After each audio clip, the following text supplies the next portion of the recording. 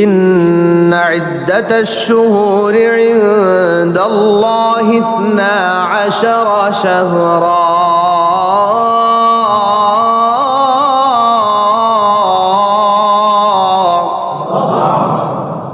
في كتاب الله يوم خلق السماوات والأرض منها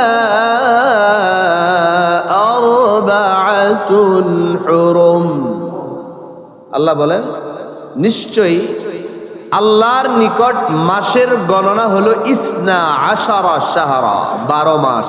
কত মাস? 12 মাস। সূরাতুত তাওবার 36 নম্বর আয়াতে আল্লাহ স্পষ্ট বলে দিলেন যে মাসের গণনা, মাসের সংখ্যা 12টি। কোন দিন থেকে? ইয়াউমা খালাকাস সামাওয়াতি ওয়াল আরদ, যেদিন থেকে আসমান জমিন সৃষ্টি হয়েছে। সুবহানাল্লাহ। তাহলে আসমান জমিন সৃষ্টির পর থেকে এই পর্যন্ত বুঝে থাকলে বলেন তো মাসের সংখ্যা কয়টা? 12টা। মিনহা আরবাআতুন হুরুম, এই 12 মাসের মধ্য থেকে আল্লাহ বলেন 4টা মাস হলো সম্মানিত মাস। এই 4 মাস আমি আল্লাহর কাছে অন্যান্য বাকি 8 মাসের তুলনায় আমি আল্লাহর কাছে এই 4 মাসের সম্মানটা একটু বেশি। সুবহানাল্লাহ। এখন এর পরবর্তীতে আল্লাহ পাক কোন 4টা মাস সম্মানিত সেটা বলেন নাই। আল্লাহ বলে দেন নাই কোন 4 মাস সম্মানিত। এই আয়াতের ব্যাখ্যায় আকায়ে নামদার তাজদার মদিনা, जिगर गोशे आमना साक़िए कौसर, इमामुल अंबिया सय्यिदुल अंबिया अहमद मुजतबा मुहम्मद मुस्तफ़ा सल्लल्लाहु अलैहि वसल्लम বিদায় হজের ভাষণে যখন ১৬ লক্ষ সাহাবীর সামনে বিদায় হজের ভাষণ দিয়েছিলেন, ওই ভাষণের সময় আল্লাহর নবী এই আয়াতের ব্যাখ্যা করেছেন। সুবহানাল্লাহ। হাদিসের কিতাবের নাম সহিহ বুখারী, বুখারী শরীফের 3197 নম্বর হাদিস। এই হাদিসের বর্ণনাকারী হলেন হযরতে আবু বকর রাদিয়াল্লাহু তাআলা عن أبي بكرة رضي الله تعالى عنه قال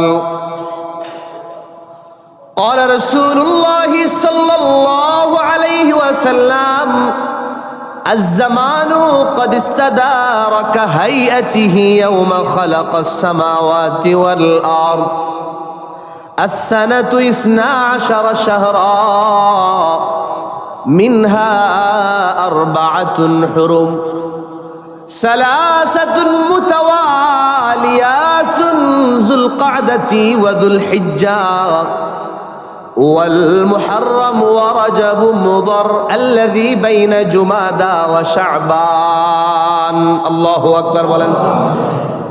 হযরত আবু বকর রাদিয়াল্লাহু তাআলা আনহু বর্ণনা করেন, আকায়ে নামদার মুহাম্মদুর রাসূলুল্লাহ সাল্লাল্লাহু আলাইহি ওয়াসাল্লাম বিদায় হজের ভাষণে সূরা তাওবার 36 নম্বর আয়াতের ব্যাখ্যায় বলেন, الزمان قد استدار كهيئته يوم خلق السماوات والأرض, যেদিন থেকে আসমান জমিন আল্লাহ সৃষ্টি করেছেন ওই সময়ে আসমান জমিন এর মধ্যকার সময়টা যেভাবে ঘূর্ণয়মান ছিল, ওই সময় যেমন ছিল এই সময়ও তেমন আছে। সুবহানাল্লাহ। তার মানে ওই সময় যেমন আল্লাহ সৃষ্টি করেছেন আসমান জমিন এবং তার মধ্যকার সময় এবং ঘূর্ণয়মানতা সবকিছু আগের মতো এখনো চলছে। বলেন সুবহানাল্লাহ। এরপরে নবী বলেন as-sanatu 12 শাহরা, আসমান জমিন আল্লাহ যেদিন সৃষ্টি করলেন সেদিন কিভাবে চলেছে, এখন কিভাবে চলে। নবী বলেন ওই সময় বছর ছিল 12 মাসে, এখনো বছর হয় কয় মাসে? তাহলে ওই সময় বছর ছিল 12 মাসে, এখনো বছর হয় 12 মাসে। মিনহা 4 হুরুম, তার মধ্য থেকে 4টা মাস সম্মানিত। আল্লাহ কোন 4টা মাস সম্মানিত সেটা বলেন নাই। নবী বলেন আমি বলে দিচ্ছি সেই 4টা মাস কোনটা। সালাসাতুন মুতাওয়ালিয়াতুন, 3টা মাস হলো ধারাবাহিক। 1 নাম্বার যুলকাদা, 2 নাম্বার যুলহিজ্জা, 3 নাম্বার হলো মুহররম। সুবহানাল্লাহ, আস্তে কর। তাহলে এই 3-এর মধ্যে মুহররম আছে না নাই? এখন আমরা যেই মাসে আছি, আল্লাহর নবী বলেন এই 4টা মাস আল্লাহর কাছে সবচেয়ে সম্মানিত। সুবহানাল্লাহ। 4 নাম্বার ওয়া রজব মুদর আল্লাযী বাইনা জুমাদা ওয়া শাবান। শাবান মাস এবং জুমাদাল উখরা, এই 2 মাসের মাঝে আরেকটা মাস আছে, নাম হলো রজব মাস। এই 4 মাস আল্লাহর কাছে অন্যান্য মাসের তুলনায় বড় সম্মানিত। সুবহানাল্লাহ। তাহলে বুঝে থাকলে বলেন আল্লাহর কাছে বছর হয় কয় মাসে? এত আস্তে বলে। 12 মাসে। সম্মানিত মাস কয়টা? 4টা। কি কি? যুলকাদা বলেন, যুলহিজ্জা, মুহররম, রজব। এই যে 2 মাস আগে গেছে, এখন মুহররম, আগের 2 মাস জিলহজ মাস, মানুষ হজ করে, এর আগের মাস জিলকদ মাস, আর এখন হলো মুহররম, আর আরেক মাস হলো রজব। এই 4টা মাস সম্মানিত ঘোষণা দিয়েছেন কে? আল্লাহ।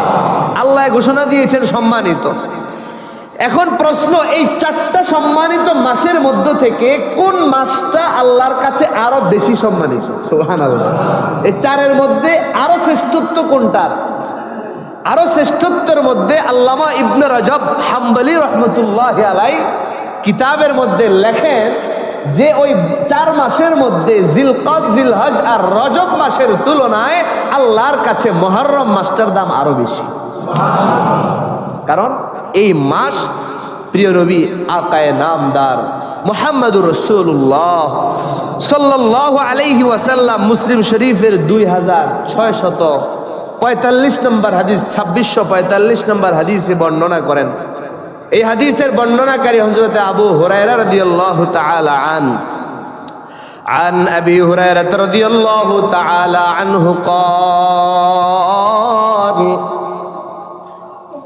قال رسول الله صلى الله عليه وسلم أفضل الصيام بعد رمضان شهر الله المحرم الله أكبر আল্লাহর নবী বলেন রমজানের পরে শ্রেষ্ঠ রোজা হলো মুহররম তথা আল্লাহর মাস। আল্লাহর মাস মুহররমের মাসের রোজা রমজানের পরে রব্বুল আলামিনের কাছে সবচাইতে বেশি শ্রেষ্ঠ।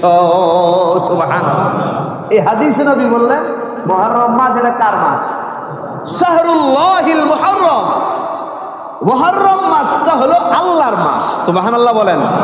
তো আল্লাহর মাস মানে এই মাসটাকে আল্লাহ আলাদা শ্রেষ্ঠত্ব দান করেছেন, এই মাসটাকে আল্লাহ আলাদা কেয়ার করেন, এই মাসটাকে আল্লাহ আলাদা ভালোবাসেন বিধায় নবীজি এই মুহররমকে আল্লাহর মাস হিসেবে ঘোষণা দিয়েছেন। বলেন আল্লাহু আকবার। তা আল্লাহর মাসকে আমরা সম্মান করব তো ইনশাআল্লাহ। আল্লাহর মাসের যেই দাবি, আল্লাহর মাসের যে ফজিলত, আল্লাহর মাসের যে আমল, আল্লাহর মাসের যে করণীয়, আল্লাহর মাসের যে বর্জনীয়, সব কিছু মাথা পেতে মেনে নিতে রাজি আছি তো ইনশাআল্লাহ।